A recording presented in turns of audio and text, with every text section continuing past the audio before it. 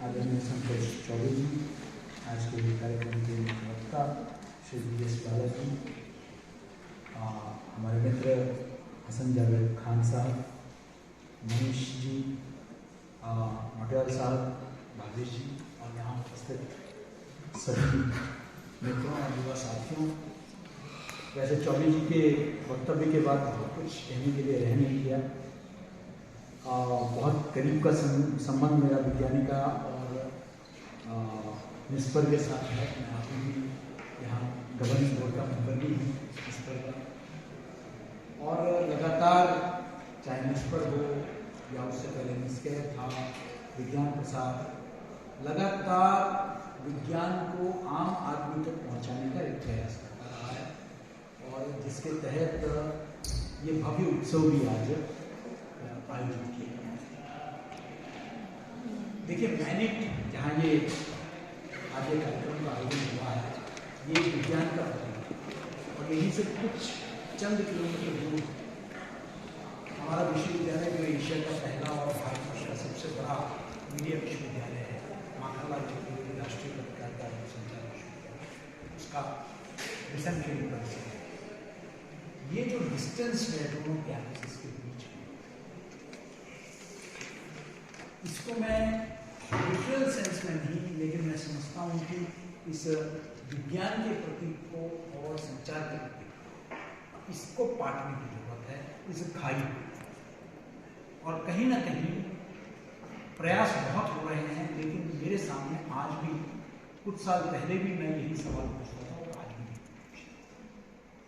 हम सब जब विचार करेंगे और समाज में आज जिस तरीके की चर्चाएं टेलीविजन चैनल में, अखबारों में, मीडिया में, समाज में जनरली जब चलता है, तो हमें खुद आत्मावलोकन करने की जरूरत है, मंथन करने की जरूरत है कि हम एक आवाम के नाते हम कितने वैज्ञानिक हैं, हमारा सोच कितना वैज्ञानिक है। ये हमें सोचने की जरूरत है कि किस स्तर की चर्चाएं हो रही है, क्या बातें हो रही है पब्लिक डोमेन में, क्या ये विषय है क्या, और अगर इसमें कमी है तो वो कहाँ है। इसमें कहीं कोई दो राय नहीं कि आज वैज्ञानिक साहित्य, अगर आप शेयर वॉल्यूम देखेंगे तो पहले की तुलना में कहीं अधिक है। लेकिन मैं आपको एक कटु सत्य भी साझा करना चाहता हूं। मैं NCST के अवार्ड्स पैनल में पिछले कई वर्षों से रहा।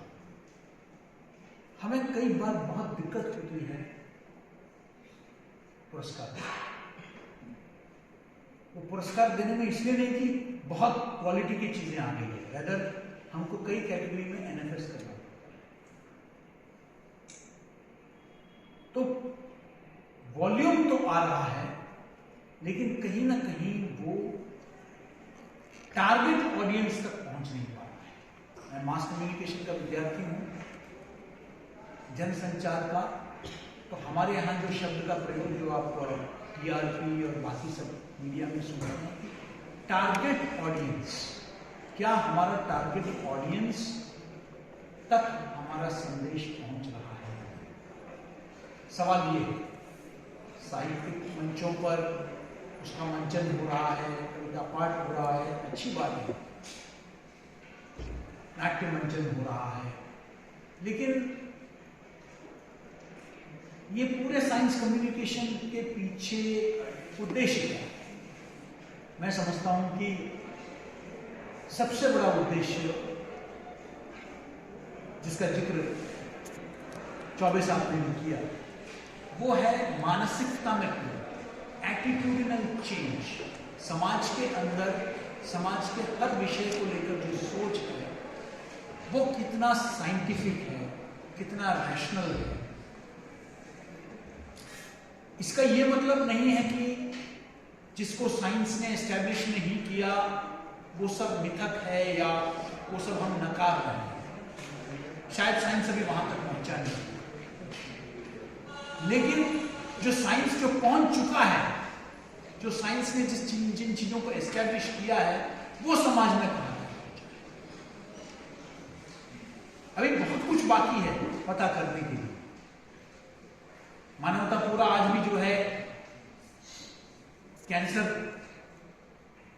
के चुंगल से निकल नहीं पाया है, लेकिन हम पोलियो और टीबी से आगे निकल चुके हैं, तो अब कैंसर बाकी है।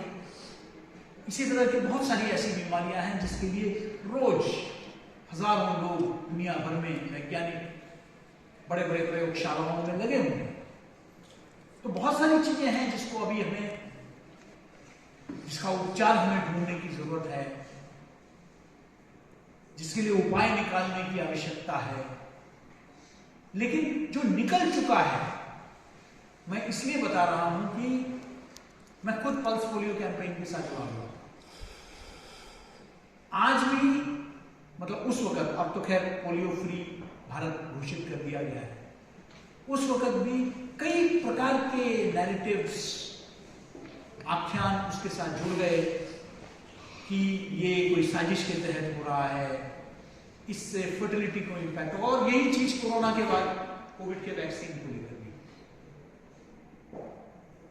हमने यहां बहुत अपने प्रदेश में हमने देखा, जहां लोग वैक्सीन से डर के पेड़ों में चढ़ गए, वो नजारा भी हमने देखा। पढ़े लिखे लोग, बेंगलोर जैसे शहर में पढ़े लिखे लोगों ने अपने इलाके में जो अस्पताल थे वहां पहले कई दिनों तक तो कोई वैक्सीन लेने के लिए तैयार नहीं, सब इंतजार में थे कि पहले ये ले, पड़ोसी देखते हैं उसके बाद उस पर क्या असर होता है, उसके बाद हम लेंगे। तो ये जो सोच में जो परिवर्तन की जरूरत है, ये मैं समझता हूं कि जैसे अब शौचालयों पर बहुत जोर दिया जा रहा है, टॉयलेट जैसे फिल्म बन गए, ढोर जैसे फिल्म बन गए, आज हर घर में टॉयलेट बनाने का सरकार की तरफ से जो है योजना है। लेकिन इसके बावजूद भी ऐसे कई गांव हैं जहां टॉयलेट्स को स्टोर रूम में परिवर्तित करके लोग आज भी खेतों में खुले शौच कर रहे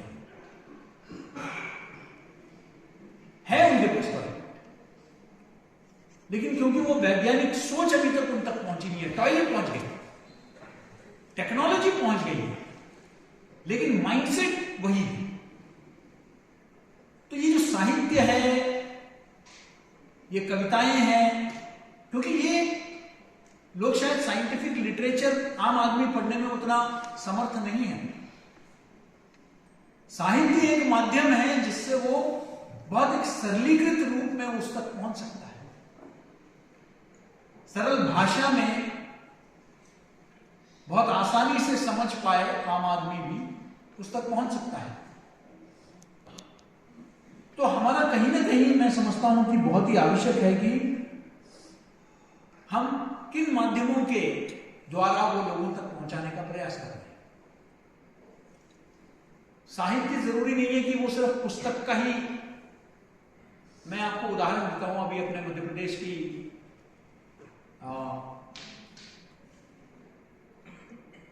नर्मदा नगर के नर्मदापुरम के हमारे बहुत अच्छे विख्यात उपन्यासकार हैं, हमारे मित्र हैं अशोक जमनानी जी। उन्होंने एक पुस्तक लिखी नर्मदा जी पर, और अब वो पुस्तक तो बहुत ज्यादा लोगों ने पढ़ी नहीं, मतलब साहित्य के प्रेमियों ने जरूर पढ़ी, लेकिन वो जन जन तक कैसे पहुंचाया जाए। तो हाल ही में जमनानी जी ने जो है उनके पुस्तक को एक फिल्म का रूप दे दिया। मुझे उसके स्पेशल स्क्रीनिंग में जाने का अवसर मिला, और वो बना कि हु एम आई। 27 तारीख को उसका सभी थिएटर्स में रिलीज हो रहा है। नर्मदा जी के माध्यम से एक आध्यात्मिक यात्रा है। लेकिन कहने का तात्पर्य यह है कि एक उपन्यासकार जब लोगों तक अपने संदेश को पहुंचाना चाहता है तो वो सिनेमा का माध्यम का चयन करता है। आज ओटीटी आ गया है, आज एनिमेशंस बहुत लोकप्रिय हो गए हैं, कार्टून्स बहुत लोकप्रिय हैं। हमारे युवा पीढ़ी आज बड़ी संख्या में विदेशी एनिमेशन सीरीज और कार्टून सीरीज देखते हैं। क्या हम उनको अपने भाषा में, इसका जोर 24 ने भी दिया, हमारे अपने भारतीय भाषाओं में, हमारे भारतीय बोलियों में हम लोगों तक पहुंचा सकते हैं क्या? और कंटेंट उस तरीके से डिजिटल मीडिया के हिसाब से हम तैयार कर सकते हैं क्या?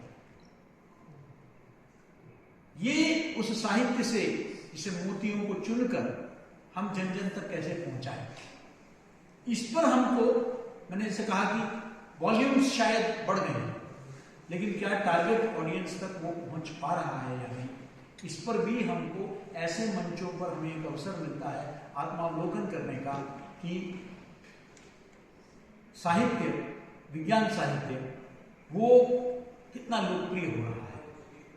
मुझे याद है हम लोग अपने युवावस्था में दूरदर्शन पर स्टार ट्रेक सीरीज देखा था, बहुत उसने हमें जो है, हाँ, मिस्टर स्पॉक और कैप्टन कर्क, वो देखकर हम लोग पले थे, तो बहुत एक साइंस फिक्शन में बड़ा इंटरेस्ट था। आज भी हम देखते हैं, अवतार 2 अभी आया, तो बिल्कुल एक अलग लेवल पर मानवता किस तरीके से प्रकृति पर कहर मचा रही है, उसका एक अद्भुत कहानी है अवतार 2 में, जो द वाटर स्टोरी जो आया है उनका। कितना खूबसूरत तरीके से साहित्यिक माध्यम से उन्होंने पर्यावरण पर जो चोट पहुंचा रहे हैं मानवता द्वारा, उसको कितना खूबसूरत अंदाज से उन्होंने प्रस्तुत किया है। मैं समझता हूं कि लोग जिस भाषा में समझें, उस भाषा में आज की युवा पीढ़ी किस भाषा में समझ सकती है, मैं समझता हूं कि इस पर जरूरत है। क्या जिस तरीके से हमारे एक बहुत अच्छे मित्र हैं जो आजकल सूचना आयुक्त हैं प्रदेश के, विजय मनोहर तिवारी जी, उन्होंने हरसूद जो परियोजना है डैम, उसके चलते हरसूद शहर डूब गया, उस पर उन्होंने एक पुस्तक लिखी थी, बहुत खूबसूरत हरसूद। क्या जोशीमठ में जो हम अभी देख रहे हैं, क्या ये पुस्तक का रूप नहीं ले सकता है क्या?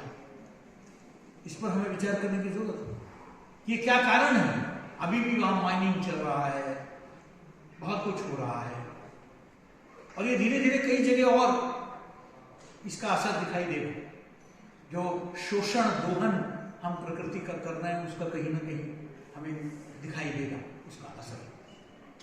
मैं समझता हूं कि ये आइडियाज ट्रिगर करने की जरूरत है कि कहां क्या चारों तरफ हमारी घटनाएं घट रही है। मतलब 1.5 डिग्री टेम्परेचर दिल्ली में माइनस में जा रहा है, ये सब कभी दिल्ली में 4 दशक मैंने बिताए हैं, कभी ऐसा नहीं महसूस हुआ।